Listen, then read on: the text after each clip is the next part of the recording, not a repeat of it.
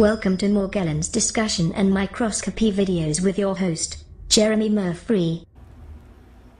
Hi, and welcome once again to Morgellons Discussion and Microscopy videos. I'm your host, Jeremy Murphy, and today we've got a very special guest with us today, Morgellons Expert, Marianne Middelveen. Hey Marianne, how are you doing today? I'm doing well, Jeremy. Thanks. How are you? I'm doing great. It's beautiful over here in upstate South Carolina, and I'm in a suit. That's good. Well, it's something to do on the weekends. Marianne, can you tell us who you are and where you're from, and tell us a little bit about your background? Sure. I am a pretty ordinary person, but I'm also a microbiologist, and I live here in Calgary, Alberta. I was born in Canada, but I grew up in South America, and I attended university in the United States and in Canada. Where'd you go to school at? I went to school in South America and in Canada. I went to high school in the United States. For university, I went to University of Central Florida in Orlando, and then graduate school I went to Georgia State University and also University of Calgary. Wow. And so you are a veterinary microbiologist, correct? That is what I currently do, though I've done many different kinds of microbiology. I worked as a researcher in the Venezuelan Amazon, so I worked with many human diseases there, and we mostly worked on diseases that were afflicting native communities out in the Amazon. I did my thesis research in medical mycology, and actually, that work I did was performed at, lab work was performed at the Centers for Disease Control in Atlanta. Wow. And so, how did you get involved with Morgellons disease? I got involved purely on a research basis. I do the research on Morgellons purely on a voluntary basis, and it's out of interest. I don't have Morgellons disease myself. I became involved with Morgellons almost by accident. I had heard about Morgellons by seeing it on Dr. Virginia Sabely's website, and I thought it was very curious, and the fact that there were these strange thread-like filaments in skin was intriguing, and the photos looked really interesting. Then I saw that there were other links saying that it was completely delusional, and some of those sounded very convincing. You see these bright blue and red things in skin, and then you think, well, that couldn't possibly be true, and these doctors were speaking with a lot of authority on the subject, saying that these were definitely textile fibers, and they were quite convincing. But I happened to see Dr. Stricker, who I respect, talk about it, and he said that it was definitely not delusional, that these fibers could be under unbroken skin. And I put the thoughts of Morgellons aside and really didn't think about it much more until I went out for dinner at Christmas time with one of the vets I worked for, and he was telling me that cattle have a spirochetal infection, and that this infection caused lesions that were filamentous, and that they had these strange keratin projections on them. And he sent me some samples of it, and you could clearly see the spirochetes doing some special staining, and I thought, well, maybe we might see the same thing with Morgellons. And so I teamed up with Dr. Stricker and another group of international scientists, and we decided to look into this, and we thought, let's look for some pathogens in Morgellons tissue, and that's exactly what happened. So, what about the CDC study? They didn't look for these spirochetes in the tissue? No, they did not. They did do some testing for Lyme disease, but their testing for Lyme disease was a two-tiered serologic test, which is extremely insensitive. And peer-reviewed literature will indicates that this is so. So, you don't have to take my word for it. You just do a PubMed search, and you'll find that there's a lot of different studies that show that this test is pretty ineffective. So it's very specific for Borrelia burgdorferi, but it is very insensitive. So it does not pick up a lot of the cases that are out there. So they did do that test, but they did not do one single test to directly look for Borrelia or spirochetes that are for Borrelia burgdorferi, which causes Lyme disease, or for closely related species of spirochetes. So this bacteria can actually be cleared from the blood, but colonized inside the skin to where a test won't reveal that. They can. There's a lot of thought that there are not a lot of circulating Borrelia spirochetes in blood. It's not the most hospitable environment for these organisms to be, and but there are studies that show that the Borrelia spirochete can live inside fibroblasts and keratinocytes, and these are skins in the cell. These are skin cells.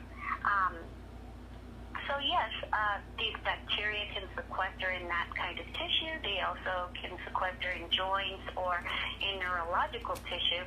So there are a lot of places that Borrelia can go to evade detection, and also Borrelia has a lot of mechanisms that allow it to escape detection by the immune system. Wow. Let's back up for just a minute. Regarding how Morgellons is pronounced, is it acceptable to pronounce it both with the hard and the soft G, or is one definitely established over the other? I think there's an equal number of people that say it either way, and I'm not sure even which is the correct way, so to me it doesn't really matter. I think we all know what we're talking about, even if we say Morgellons or Morgellons. I say Morgellons, but I do happen to know that Dr. Stricker says Morgellons as well, but his nurse practitioner says Morgellons. So there's two people within the same office that say it differently. So I don't think it matters as long as we all know what we're talking about. Sounds good. And just very simply, if somebody who doesn't know anything about Morgellons asked you what it was, how could you sum it up for them? Okay, that's an excellent question. What is it? Morgellons is a disfiguring and perplexing skin condition, and it's associated with spirochetal infection and tick-borne diseases. The key diagnostic feature of this disease is that patients get spontaneously appearing ulcerative skin lesions, and these contain unusual filaments. These filaments are usually lie under, are embedded in, or they protrude from the skin. They are microscopic, and they usually do resemble textile fibers, and that's perhaps why some doctors are very confused by it. Some of these fibers have displayed some unusual coloration. Some are bright red or bright blue, but they can also be white or black. So some patients that have this disorder also experience formication, and formication means that they have stinging, biting, creeping, or crawling sensations. And then Morgellons patients express a variety of different systemic manifestations, and these are primarily fatigue, joint pain, cardiac complications, cognitive difficulties, and neuropathy. And what is important to note in that is that all those types of symptoms are symptoms that are reported by Lyme disease patients. So, for people who have heard news stories and don't believe that Morgellons is real, very simply, you could say that Morgellons is real and that it's a state of chronic bacterial infection. I would say that, but I think it's important to point out that when you're going to call a disease delusional, or any physician decides they want to diagnose delusional mental illness in a patient, the first step is to determine if in fact a delusion is occurring. So if a patient says, I have filaments that are in my skin, and then the physician won't even look at it, they are violating the code in which they are supposed to practice medicine, or the way in which they should be diagnosing mental illness. These are all outlined, mental illness diagnoses are outlined in the DSM-5, and anybody can look that up too. And first you must decide if in fact there is a delusion that is taking place. So if there's physical evidence, then that is not delusional. So first they should look at the physical evidence and see if that is indeed present. Now, you've said that it was a bacterial infection. What kinds of bacteria are we dealing with in Morgellons patients? Okay, well, we did a pretty big study in which we looked at 25 Morgellons patients, and the bacteria that we consistently came across were Borrelia species. So of these, I'd like to point out that it's not just myself and my collaborators who have been looking. Some other labs have too. So collectively, all of that, those of us who have been looking for different organisms, we have found Borrelia burgdorferi, Borrelia hermsii, Borrelia miyamotoi, and Borrelia guerini. So all of these are, organisms that cause Lyme borreliosis. Wow. We've also found Treponema denticola, which is another type of spirochete. It's common in the oral environment in humans, and it causes periodontal disease. And also, Helicobacter pylori has been found, which is, of course, well known for causing stomach ulcers, and Bartonella henselae. That H. pylori is connected with cancer too, isn't it? Well, I'm not an expert on H. pylori, so I don't want to really comment on that. But I think a lot of different microorganisms can be associated with cancer because microorganisms cause inflammation, and inflammation is associated with cancer. Sure. So is it any kind of particular combination of these pathogens, or is it really kind of dependent on the individual if they develop Morgellons symptoms or not? Okay, so some people that have Lyme disease have Morgellons, and some studies suggest that about 6% of people who have Lyme disease also have Morgellons. Now, why some people get it and why some people don't is still a bit of a mystery.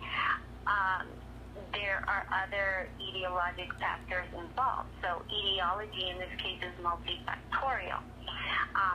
But in general, there seems to be genetics probably play a role. So there might be a genetic predisposition to develop this type of response to the presence of Borrelia, or in general too, any condition that makes you sicker or less healthy, such as having viral infections, fungal infections, heavy metals, or anything like that. If you have those conditions present, that could exacerbate your health condition and make it more likely that you would develop Morgellons. Is there an autoimmune factor?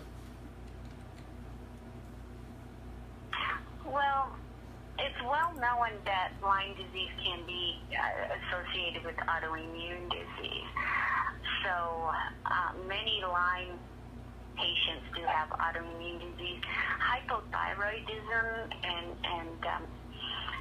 autoimmune diseases that involve the thyroid are common in Lyme disease patients, and a lot of them have elevated levels of anti-nuclear antibodies and other markers for autoimmune disease. So I suppose that as it is involved in Lyme disease, it can be involved in Morgellons disease, and some of these conditions can occur in Morgellons patients. And if they do have problems with autoimmune disorders, that's going to, in general, make their immune system more dysfunctional and less able to cope with Borrelia infection, and it might make them more likely to develop this skin condition. Wow, thank you. Are all the fibers that are embedded in the skin, are they all Morgellons fibers, and are they all produced by human cells and proteins? Well, it's important when you study Morgellons fibers that you choose specimens in which the fibers are deeply embedded. So I studied on some occasions some of these fuzz balls that are not attached to skin that patients have given me, thinking that they're part of the condition. And when I've sectioned and studied them, we found that a lot of these fuzz balls are actually textile fibers. So when a patient has a sticky lesion, things can stick to it, and so lesions can become contaminated by environmental artifacts. But when we studied those fibers that are deeply embedded and are throughout the skin and that could not have possibly been implanted, and when we section and do special stains for those, we find that those are composed of keratin and collagen, and the blue fibers are colored by melanin pigmentation. So those are human biofibers. But the environmental fibers aren't getting sucked into the skin at all. No, usually they adhere, but they can get entangled, and when exudate, it sticks them into the tissue, and then if that exudate dries, it can look like it's part of that specimen. But for the most part, these fuzz balls are not associated with the disease. They're accidental environmental contaminants. Gotcha. It's the long filaments that are, there are some other unusual skin findings that can be seen in Morgellons specimens, just that those big fuzz balls are, from what we have found, those are textile fibers. They might have one or two real keratin fibers or collagen fibers in them that have gotten entangled to the whole thing, but for the most part, those big fuzz balls are just textile fibers. Gotcha. Yeah, so and besides the embedded fibers, are there any other defining symptoms for Morgellons disease? I get the collagen plugs a lot of times that underneath the scabs, they look like little white bulbs, and even our logo on Morgellons survey is one of those extracted plugs. Those little seed-like things, people describe seeds and caterpillars and things like that, and tentacles. Sure. All of those things are keratin or collagen based, and the little plugs are really just like whiteheads that develop in pores, and they tend to be a little bit harder than you would see, if you had a squishy blackhead. They're a little bit harder because they have more keratin in them. So those skin plugs are just little plugs of keratinized tissue that form within a pore. And some of these can have fibers on them, and when they do, and the fibers form within the confines of that pore, it can come out like a tiny little tightly wound ball of fibers. They look kind of interesting. So they're not the same as these big loose fuzz balls that I'm talking about. These are microscopic, and when you look at them, they look like a seed that maybe has threads wound around them very tightly. So I see those, and also there's some big keratin projections, and when we look inside those, we do see sometimes collagen in the interior of those, and those are follicular casts. So that is material that started out as follicular sheath, and then it ends up with too much keratin and hardens and becomes a thick sort of keratin projection. Those are called those are called follicular casts, and I see those quite frequently. Also, sometimes people get hairs that develop from those keratin projections, and rather than growing upward into the upward in the follicle like a normal hair shaft would do, they grow downward right into the dermis. You also see things like one follicular bulb that will produce more than one hair. So you'll see the one bulb there, and then you'll see about 4 or 5 different hairs coming out of that one follicle. So we do see a lot of strange things like that, and those are primarily, they show defects in keratin and collagen production. So it's not necessarily that the body is producing anything different, it's just not producing it correctly. That's correct. When all our cells encode for different keratins and collagens, and during normal cell regulation, when things are all functioning well, there are different stimuli that will turn on and off our genes to regulate it, and this controls when the production of these different proteins occurs. So it appears in the case of Morgellons, something has gone awry with that gene regulation. So genes that should maybe be off have been turned on, and some that should be on are turned off. So it's just really a dysfunction. But I don't believe that there's an actual mutation in any gene. It's just that the regulation of genes has gone awry. Interesting. We were talking about the collagen, the follicular casts that grow down inside the dermis. Why is it when those casts are extracted, chunks of collagen, those seeds, when they're extracted, they profusely bleed? It's an exaggerated kind of... You are pulling off a layer of skin, so that is going to cause bleeding anyway. But also, Morgellons lesions and that tissue is not normal, and there's a lot of inflammation and inflammatory tissue. So any damaged tissue like that that is inflamed will bleed more easily. When inflammation occurs, blood vessels dilate, and a lot of different cells will come to that area as part of the immune system and part of the immune response. So because of that inflammatory response, that's probably even in normal skin. Wow.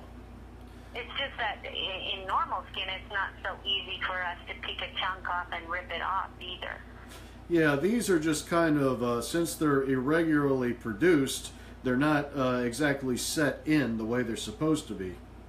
No, and the patients often produce calluses, and calluses are very thick layers of skin.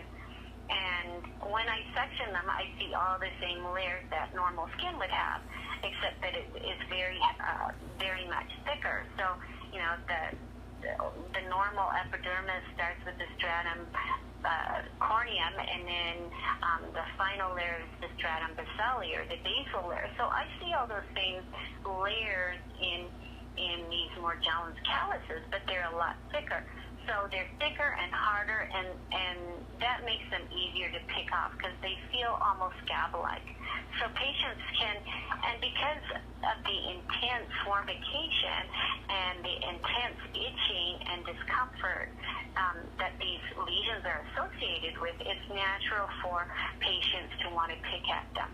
I don't think it's necessarily the best thing to do, and then later on the dermatologist looks and says, well, you know, this is caused by excoriation, the patient did this to themselves. Yes, you know, and when you look at these, when a pathologist looks at sections of these, it does look the same because the patient has, in fact, scratched and picked at the lesion. So, yes, it looks like the patient has scratched and picked at the lesion. But of course, the origins of their sores are ulcerations and not lacerations. Yes. And if a patient, I've seen many patients that resist the urge to pick and don't, and then those calluses stay on the skin, and they form spontaneously regardless of whether or not the patient is picking. So not all patients do pick at it, and those that do report that they feel relief from that sometimes. So, you know, it's easy to point fingers at people and say, oh, well, you caused that, you picked at it, or even if it's spontaneous, you shouldn't pick at it. We're not in that situation. We don't know how that feels. So, you know, I think that under the circumstances, it's natural that people want to pick at their lesions. Well, it feels like a foreign object. To me, it feels like gelatinous needles. Well, and that's what these follicular casts look like, gelatinous, or even kind of hard needles. They grow right down into the dermis, and then when there's an ingrown hair at the tip of one of those, it's like slivers are going down into the dermis. That is bound to be uncomfortable, and it would feel a bit of relief to pick that out. Just like when you have a sliver and you pick that out, it feels better. Well, that ought to be something that your general practitioner can accomplish if they can freeze moles and remove. Well, yeah, I guess I'm not sure, you know, if it's better to pick or not to pick. You're probably going to get more scarring and more skin damage by picking, but, you know, the best thing is to identify the underlying infection and get some treatment for it. Exactly. I do find that some patients report improvement in their symptoms by using some topical antibiotic cream. Some of them find relief with Fusidin. So they could ask their doctor for a prescription for a cream like Fusidin, and that might offer some relief too. But you know, the bottom line is they need to see a doctor who can diagnose their underlying infections and offer them treatment. Yeah, because nothing's going to work long term unless you are addressing the actual cause, correct?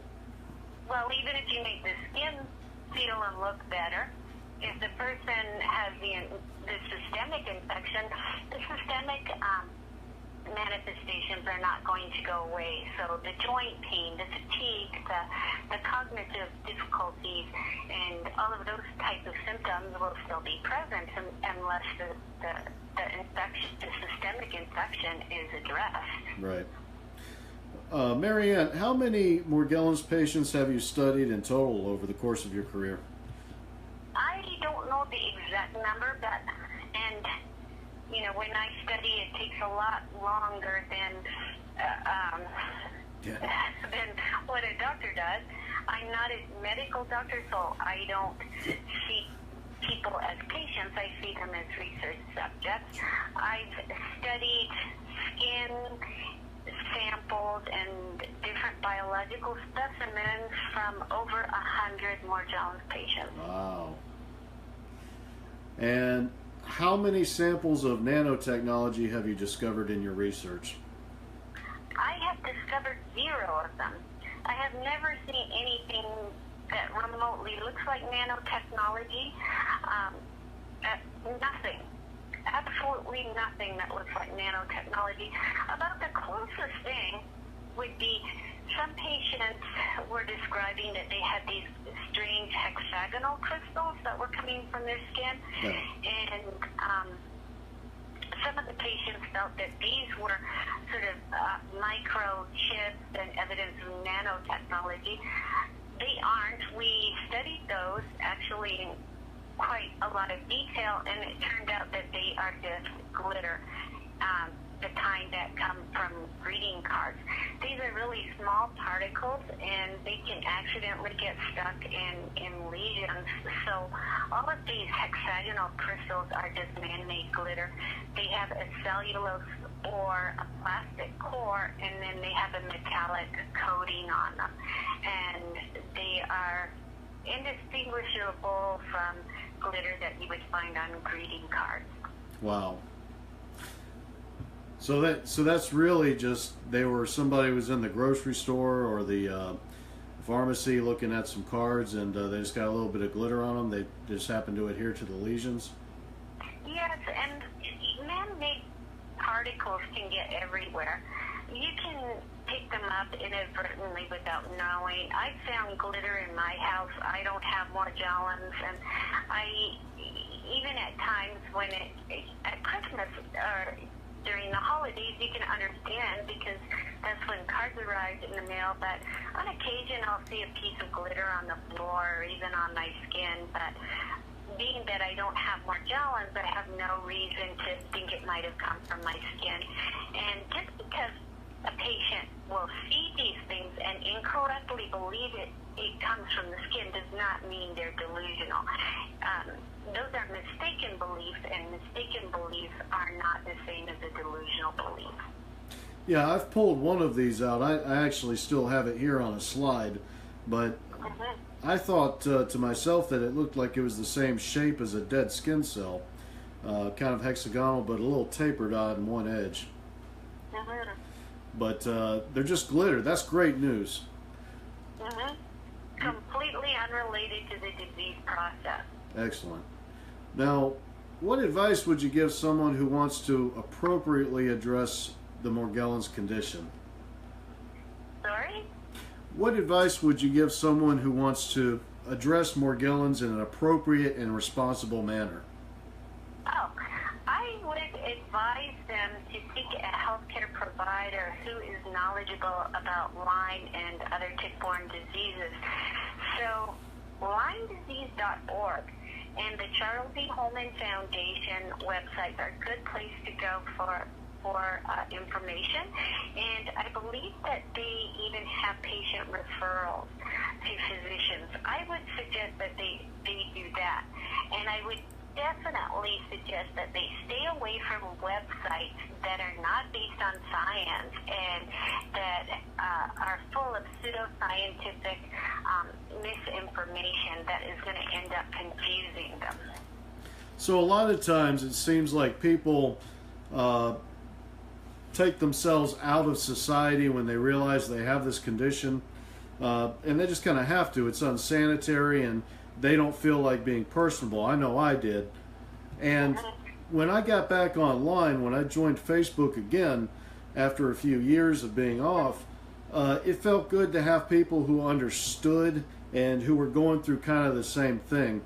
And so I think that's a lot of the reasons why people do latch on to these other theories, because they just happen to be out there, and instead of being turned away, they're kind of being welcomed in. And that's really what this disease does to a person, is it takes them involuntarily out of society. Yes, that's true.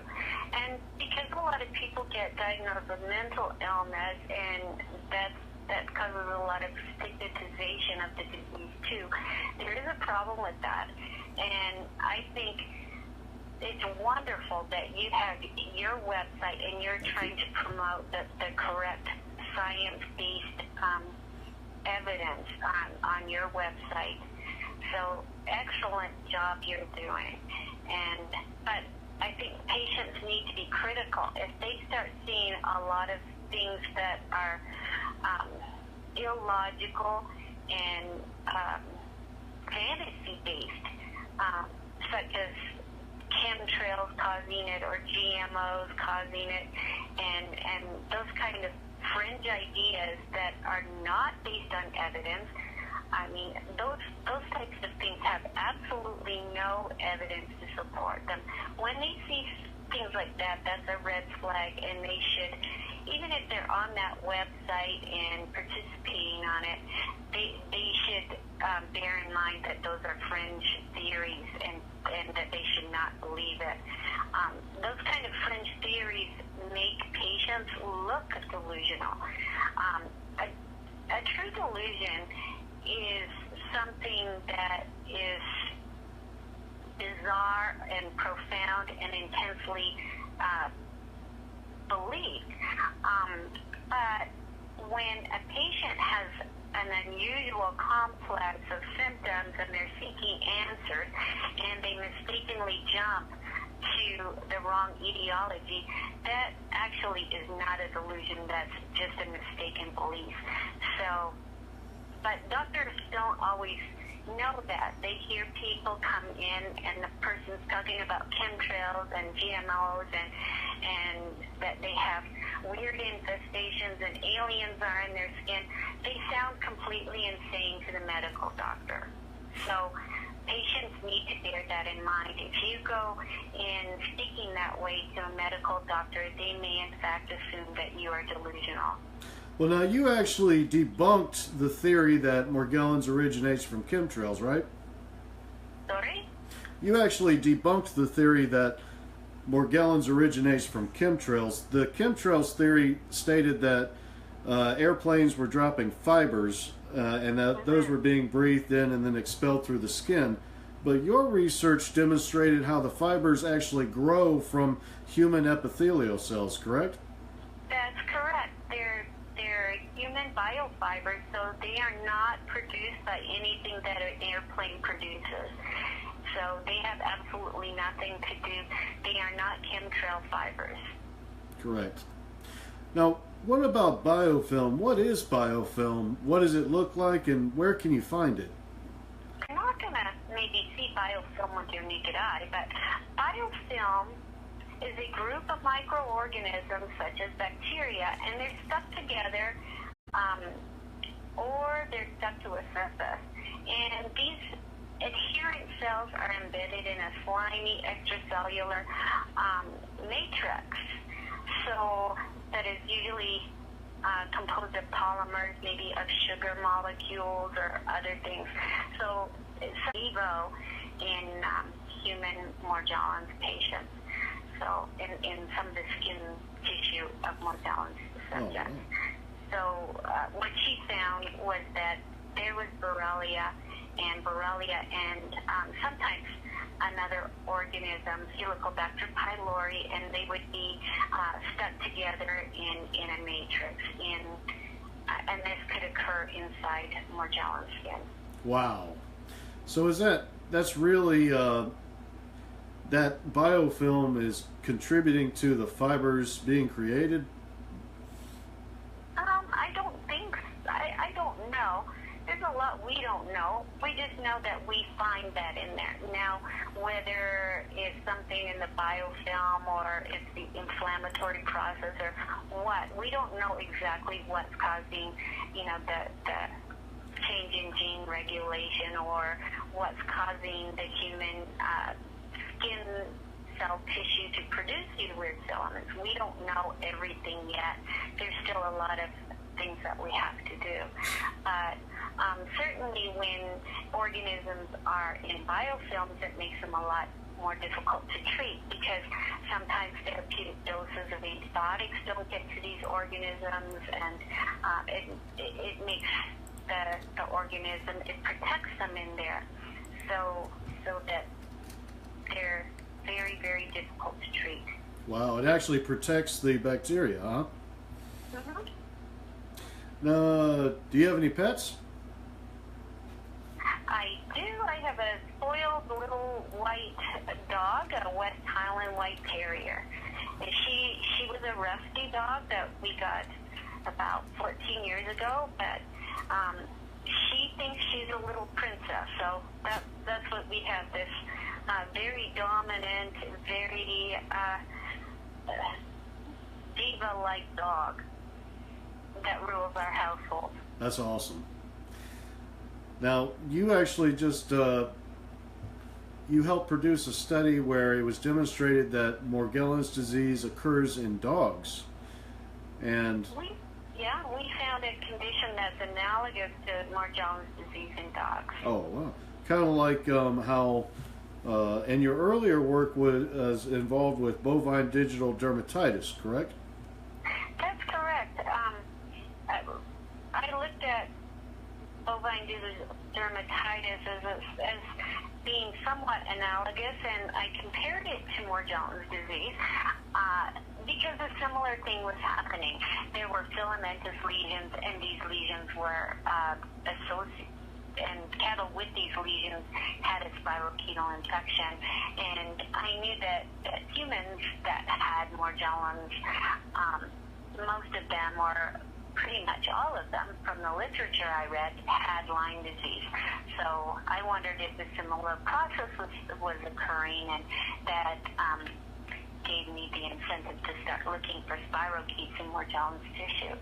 So they're not completely analogous in that bovine digital dermatitis is caused by this very species of treponema. So it's a related spirochete, but it's not in the same genus. How does dog Morgellons and bovine digital dermatitis compare? Well, the condition we found in dogs, so far we don't have that many study subjects, but the ones that we did look at, we found Borrelia burgdorferi in them. So it is more similar to the human Morgellons condition. Also, the fibers themselves look more like the fibers we see in Morgellons. In dogs, we found the same sort of pink and blue fibers that we see in Morgellons, and those turned out to be collagen-based in the dog, which is similar to what we see in the human. And we found Borrelia species, which is the same as what we saw in the human. So they're pretty much analogous. And so I would like to point out that one reason why I wanted to bring bovine digital dermatitis to the attention of scientists and medical doctors is that farmers that had cattle with this with that condition, they were not calling their cows delusional, and veterinarians were not going around and giving these poor cows antipsychotic medication. wow, So. that's intense. I would like to point out, though, that many people with Lyme disease, it's a neurodegenerative condition in many patients, and this chronic inflammation can lead to mental illness. So some patients do have comorbidities of different psychiatric illnesses, and treating those comorbidities can help the patient, at least help the symptoms. So a lot of these patients have anxiety, bipolar disorder. Some even have more serious conditions such as schizophrenia. So psychiatric evaluation by a qualified psychiatrist might help some patients. So I'm not opposed to psychiatric evaluation and help when patients need it, but I think that the indiscriminate labeling of patients as being delusional is irresponsible. And according to the DSM-5, if a patient has another underlying psychiatric condition or an infection that could be causing a delusion, in any case, they shouldn't be diagnosed with delusional mental illness. Or so I just think that it's too easy for people to dismiss and call it a purely delusional illness without doing the appropriate evaluation. Yeah, a lot of times people get steps that are skipped out on in the process of their diagnosis, or it's even just the physician's bias. And like you said, for every 10 people that they see that claim to have Morgellons, maybe only one of them will present with the actual pathology, or not be talking about the chemtrails or the GMOs. Right, and even if they do, the doctor has the duty to distinguish if this is an overvalued idea, if this is a mistaken belief, and mistaken beliefs or overvalued ideas are not the same as a delusional belief. Yeah. So there are important differences, and that type of evaluation should be done by a psychiatrist, not a dermatologist. You know, would I go to a gynecologist to have my brain tumor looked at? I don't think so. So, you know, same thing here. I think that you get people who are not qualified to diagnose mental illness, diagnosing mental illness with the case of Morgellons. And even if there's a delusional component, a physician has to rule out underlying causes. So that includes infection, particularly if something like Borrelia infection that causes a neurodegenerative process. And, you know, first step is even to determine if a delusion is present or not. And that involves a certain amount of clinical judgment. Yeah, when I first found out about Morgellons, I'd already had it for several years, maybe even decades, and I thought it was maybe associated with GMO and chemtrails, but a competent physician would have been able to rule out a Morgellons diagnosis in my case, but the data just wasn't there previously, and now we have, how many studies are there that demonstrate that Morgellons is real and associated with a bacterial infection? We have about a half a dozen now that have supportive evidence of an infectious etiology. Wow. And so, you know, there's about maybe 40 that say it's delusional. So we're still really outnumbered. But I think it's important to point out now more and more labs are doing the correct test to actually detect Borrelia and other pathogens in skin. So we're getting some science that is reproducible. And in science, reproducibility is everything. So, you know, now that we're getting some results reproduced and we're showing that this is not just some aberrant study, maybe we'll get more credibility happening. Let's hope so. But that takes, you've got to be able to accomplish more studies, and that takes money. Yes, it does. I do all of my work as a volunteer, so I don't get, my work is not Morgellons. Morgellons I do because of passion.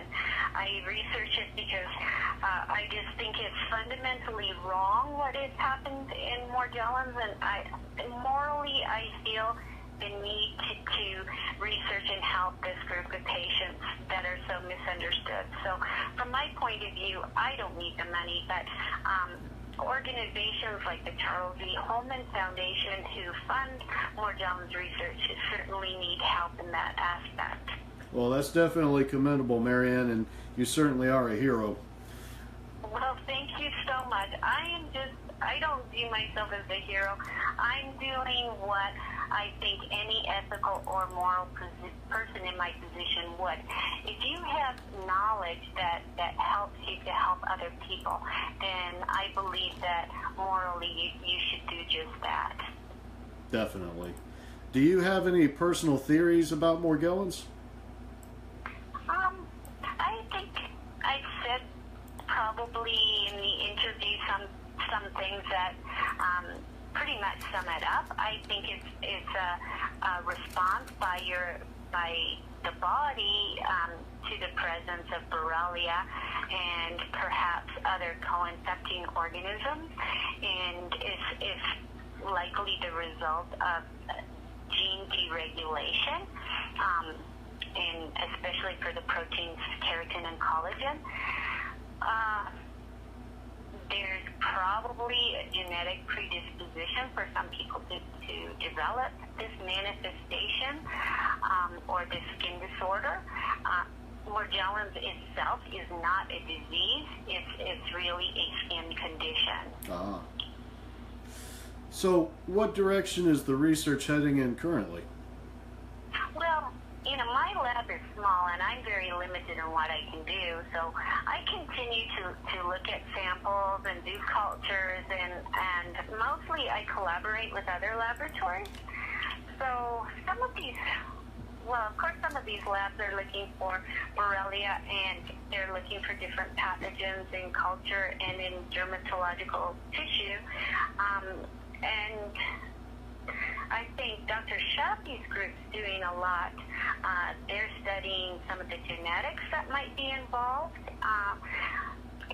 We could probably do more with dog genetics, but again, I work mostly by myself on as far as what I do, and then I collaborate with others. But there's so few of us doing this research that it's awfully slow. So there are things that we could be doing, but of course funding is always a problem for these things.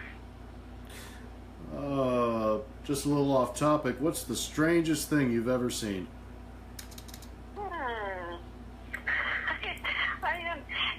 It's probably not Morgellons related. Do you mean medically or? Anyway, just something that was profound. Let's see, one of the most amazing things I've ever seen, I did go and see that solar eclipse over in Oregon. That was amazing. I've seen a lot of amazing things because I worked in the Amazon, but and Morgellons to me is not the most bizarre thing. When you understand that these are just human biofilaments, it's actually not that strange. And the ulcerations themselves don't even look that weird or different. They look like very serious ulcerations, but they're not strange. I think that people have worked at making Morgellons seem a lot stranger than it really is. Yeah, they're certainly working overtime on that. Yeah, they've sensationalized it, and they've done their best, and the media has taken their place in that too, sensationalizing the condition and making it look freakish and pseudoscientific. And then also they like the idea of promoting that this is a mass hysteria. Yeah. So there's this belief among certain doctors that this is a mass delusion spread person to person on the internet. Now, since when does mental illness, since when can it's not contagious. It shouldn't be something that's transmitted on the internet. That shows how ridiculous it is, too. Well, it could be ruled out at this point with microscopic observation. And the doctors can actually consult the scientific literature to find the factual evidence about Morgellons disease. I want to thank you also, Marianne, what you did recently with contributing a statement to our article on morgellonssurvey.org. We wrote an article about the sensationalism of Morgellons disease and how it's actually exploited for people to get attention or to sell their ideas or products. Right.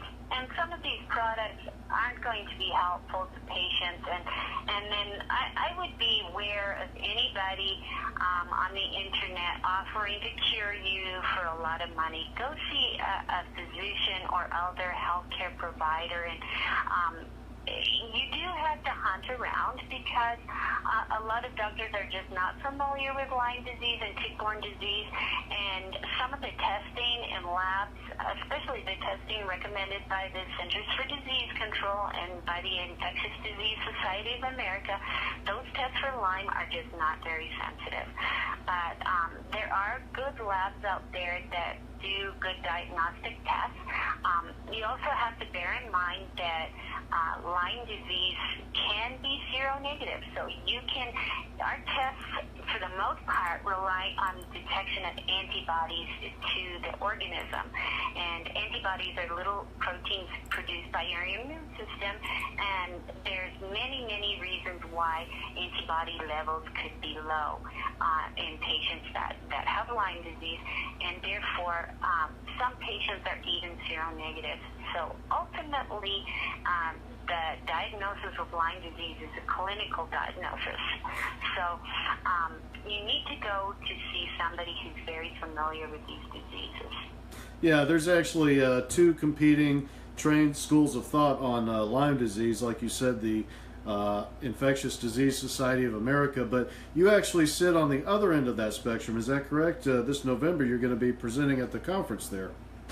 I do. I sit on the other side of the spectrum. I believe that chronic Lyme exists, and I believe that the tests for Lyme disease that are recommended by the CDC and the IDSA are inadequate and insensitive.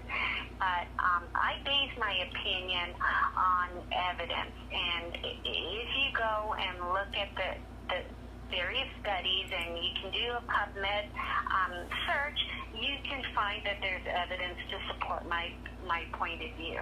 Well, so I don't just go off on a whim, being opinionated without backing it up with evidence. Well, you're part of an organization, actually. Are you with the ILADS organization? I am a member of ILADS. ILADS is a diverse group of people, so again, not every ILADS doctor feels exactly the same thing, and I'm a microbiologist, I'm not a doctor, but there's a huge variety of different opinions within that organization. But one thing we all agree on is that chronic Lyme exists, and you can have persistent infection despite treatment with antibiotics, and often treatment requires long-term antibiotics therapy. There's also another point we agree on is that the two-tiered serologic test recommended for Lyme disease, for detecting Lyme disease, is insensitive and inadequate. And so there are actually other Lyme tests that are more sensitive and more accurate, but you would have to see a physician who is familiar with these other technologies. And of course, Lyme disease, we really don't have too much research on this disease, having been around for almost 30-40 years in the public awareness, correct? Correct, and it's probably been around a lot longer than that. So I mean that there was a mummy that had it who was centuries old, and there was also museum specimens have Borrelia in them, and wow, even some fossils that are enclosed in amber. It's been detected in there. So there's probably been sporadic cases around for centuries, but and Morgellons too. You know, some of the original cases of delusional infestation or delusional parasitosis by Carl Ekbom, half his subjects had syphilis, which is, of course, as we all know, a spirochetal infection. So perhaps sporadic cases of Morgellons have been happening for hundreds of years too. Now, what studies are those again that you refer to, the Ekbom studies? Yes, Ekbom, he published a series of, I believe there were quite a few case studies on delusional parasitosis. But unlike some of his counterparts in current time, Carl Ekbom felt it was really important to understand the underlying causes for the belief of infestation despite lack of medical evidence. That's what he defined as delusional parasitosis. Wow, and those could have actually been early Morgellons cases, huh? Exactly. They may have had filaments too. If I don't know what kind of microscope Carl Ekbom had, or if he'd have been able to see those, or if he too might have thought it was lint or something else. Visually, they look a lot like textile fibers. So the fact that a physician or a scientist could confuse it for a textile fiber is understandable. So, perhaps his cases were Morgellons. I really don't know. But I do know that type of symptom, the symptom of formication and the belief of an infestation, that has been around for a long time, and that has often been reported occurring in patients with syphilis, which is a spirochetal infection. Very interesting. Have you ever, do we know if there's any kind of evidence of spirochetal infection in the dinosaurs? I don't think we have that kind of evidence, but I haven't seen any, and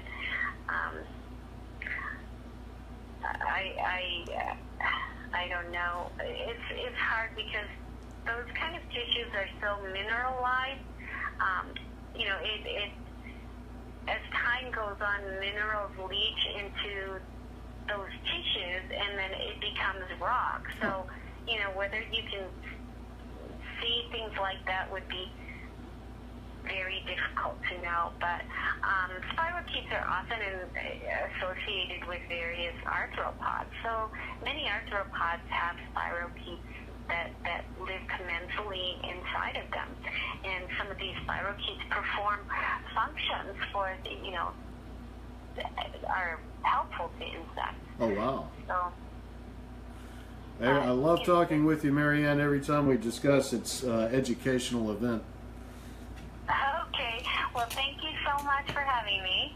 Sure. In closing, if you weren't working on Morgellons or Lyme disease, what would you like to be doing? Well, in my case, working on Morgellons disease is kind of what I do in my spare time, because it is something I do as a volunteer. So, and I perhaps spend a little bit too much time on it, and then don't have enough time for doing other things. But when I'm not working on it, I like hiking and I like the outdoors, and I'm very active in equine sports. So I do dressage and I ride horses, and I'm also a horse show judge. Wow, that's commendable. Marianne, thank you very much again for your time today. We've got a lot accomplished, and if you'd like to check out more with our interview, go to www.morgellonssurvey.org. We're going to post an article briefly with this video embedded in it. And again, Marianne Middelveen, thank you for being with us today. And thank you so much for all you do. You're doing an amazing service to patients, and I certainly hope that they appreciate all you're doing for them. Thank you. Thank you. Okay. All right, bye, guys. Okay, bye-bye.